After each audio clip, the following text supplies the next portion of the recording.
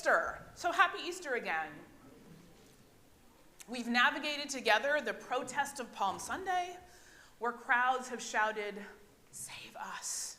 And Jesus overturned the symbolic system of oppression in the temple courts. And we navigated the Last Supper on Maundy, Thursday, and how it rolls for us into Good Friday, where Jesus chooses his last moment of commanding his followers. And what does he command them to do? Love, right? And if you were here on Thursday night, you know that we've got a glow up since then. But also, during the time when the reading was literally the crucifixion of Jesus, a very dramatic reading by Dorothy. Where's Dorothy? What happened? Thunder. Thunder? I've never heard it rain so hard in this building. And I was like, good going, God. Good going. Good going. Just, we couldn't have time. I mean, Rick, did you plan that? Did you put a call into God and say, we need some pyrotechnics here, God? Yeah, it was pretty impressive. It was pretty impressive. We navigated that. But here we are. It's Easter and the resurrection. And the resurrection is a reminder that we have been going through a time of the work of the imagination and talking about what we can envision our lives to be, this earth to be, this world to be, who God is. And resurrection should change our internal narratives about who we are in the world. Resurrection is the reorientation of all of our expectations about how to be human and how to love well in the world. It holds us together in all the connections of life. Easter, I think, asks this of us. How big is your imagination for how God shows up in the world? How big is your imagination for how God shows up in the world? And I started with a story from somewhere in space. And coincidentally or not, we have this new epic alien movie. It's out right now. Do you guys know what it is? Project Hail Mary. I love space movies, if you didn't know that. I love sci-fi. It reminds me when I was an elementary school teacher, and we attempted to teach our sixth graders about space and planets and time and distance. And so I don't know if you've ever done this, if you're a teacher. We took a ring, the size of a ring, kind of a circle. We put it in the center of a big basketball court.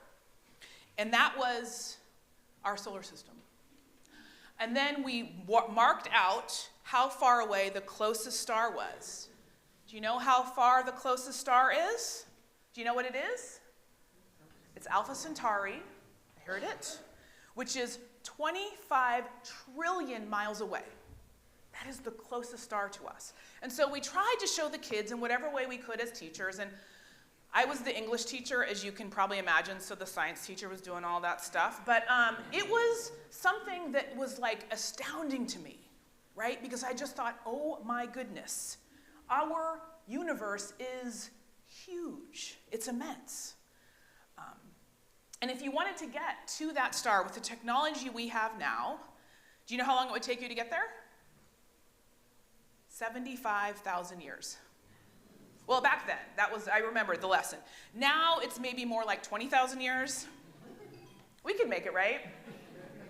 Do I have 25,000 years in me? I don't know. But it's just the vastness of it all that gets to me every time. The smallness of Earth, our own solar system moving around our own star, our own sun, that we are part of a Milky Way galaxy. Do you know how many stars are in the Milky Way galaxy? They estimate 200 to 400 billion stars. The observable universe contains 100 billion galaxies, and the latest estimates put it as much higher. We are a tiny speck in a tiny solar system in one tiny galaxy amongst billions of others. And yet, today on Easter, we are reminded that we matter. We are valuable. We are all together here at this moment to celebrate Easter and family and faith and find meaning and hope in our lives. And for me, I find that a helpful perspective. The odds of us existing in this exact time and place are astronomical. Each and every day, we find our way in the enormity of creation and in the finitude of our lives. We are finite beings in an infinite universe, some might say, but scientists say that, but I would say I diverge from that view a little bit. I believe we are infinite beings currently placed in a finite body. We are infinite beings that were housed in flesh, in this finite flesh. We are spiritual beings with a human experience on earth that transcends the temporary. And so what we do and who we are matter to God. What we do and who we are impacts eternity. I think that is the message of resurrection. It is God in Christ showing us that the veil between human and divine is thinner, more transparent, and more accessible than any of us would understand in our day-to-day lives. We are eternal beings living in this time. But what do we do with the time we have? It reverberates throughout infinity and beyond. Did I say there? Infinity and beyond. No pressure. No pressure. And the good news is that the more we live into the way of Jesus as Christians, the way of love, the more our lives reflect that eternal value of God, which is love. We are spiritual space travelers trying to save the universe for ourselves and each and every person we meet, which is why I love epic space stories. It reminds me that there is a vastness which speaks to infinity while telling a story about what we are capable of if we work together. We are small but mighty, you might say. And so we meet in this story, Project Hail Mary, a biology teacher called Grace. That's his last name. He doesn't know his first name at the beginning, and if you watch the movie, I'm not spoiling it, don't worry. He's in a spaceship called Hail Mary, and he meets an alien called Rocky. You heard that right. Hail Mary, full of grace, experiences something rather rocky. Hail Mary is originally a Catholic prayer to the Virgin Mary, the mother of Jesus, as we know. It traditionally combines the angel's greeting to Mary with her being greeted by her cousin. Hail Mary, full of grace. And in more popular culture, Hail Mary means what? Long shot. Long shot, right? It's usually a sports metaphor. I got sci-fi and a sports metaphor in the sermon. Check. It's really sort of a last-ditch effort. It's sort of like, and actually the reason they use that is because as they're throwing or doing that thing that's the Hail Mary pass or whatever, and the sports thing that's happening, again, I don't know, they are also probably what? Praying a little bit, right? Come on.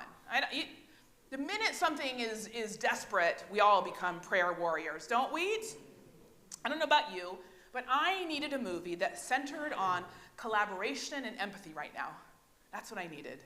A powerful story that reteaches us that scientific curiosity and out-of-the-box thinking is one of the best ways to overcome unexpected obstacles, while reminding us all that friendship and sacrifice are not only purposeful, they're crucial for our survival. That choosing connection over fear is the best way to live together in this world. That hugging and crying is very normal, that communication is key, that we are all more courageous than we know, particularly if we have someone to be courageous for. But I think the thing I appreciated most, aside from the humor of it all, it's a very funny movie. I mean, an alien and a human sharing space together. Amaze, amaze, amaze. Dirty, dirty, dirty. Has anyone seen it? Yeah, anyway. You're welcome. It's how this story unfolded to be about two very different beings coming together to solve an important problem so their respective worlds don't die.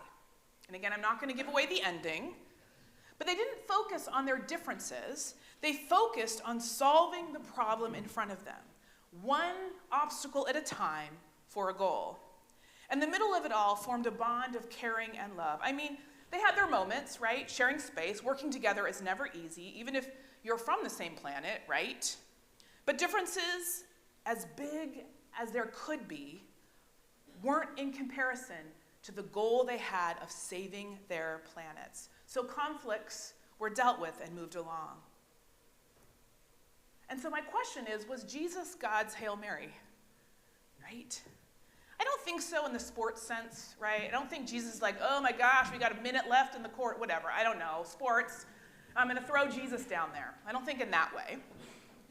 But I do think in the prayer divine intervention sense, in the sense that there is a moment where God is doing something big and unexpected, and let's hope it works, right?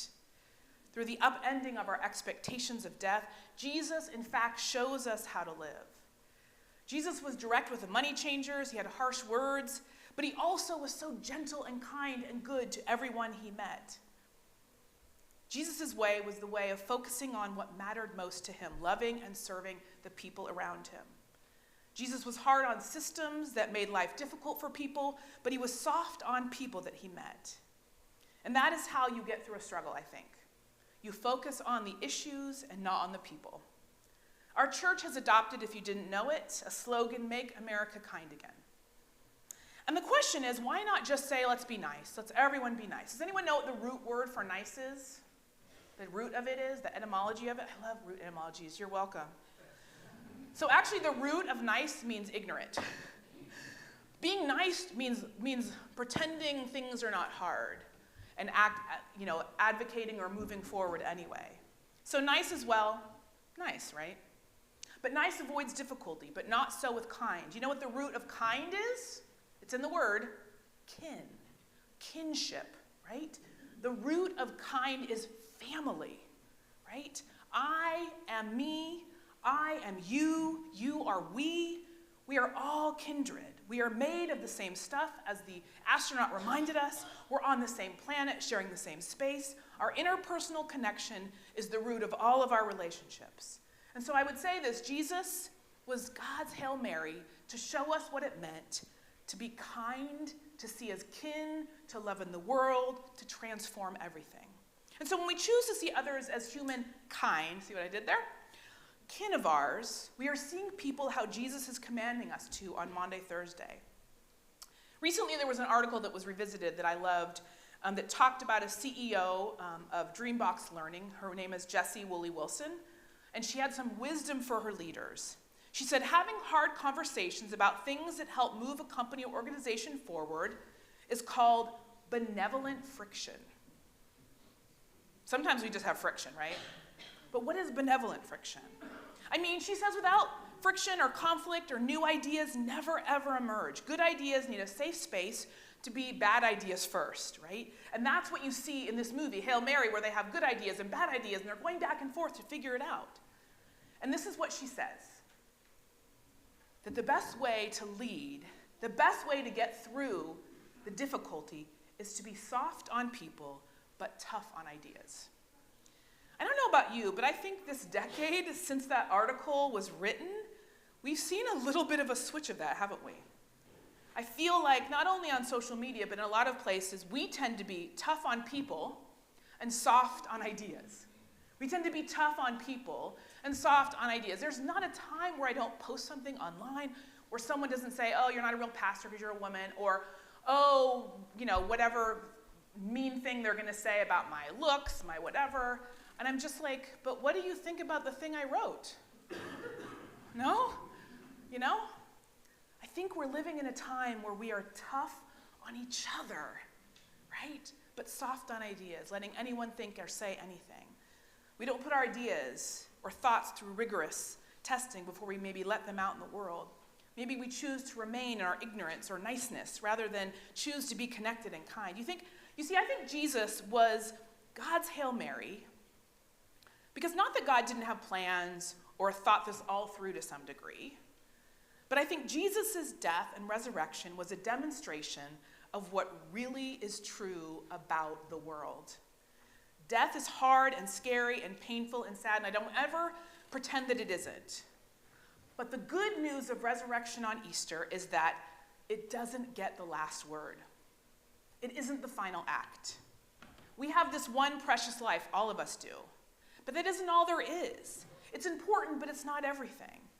And our connections in this life matter. Our love for our neighbor matters. Our service to others matter. Our generosity matters. Our lives, however short in the scope of an infinite universe, matters deeply to God.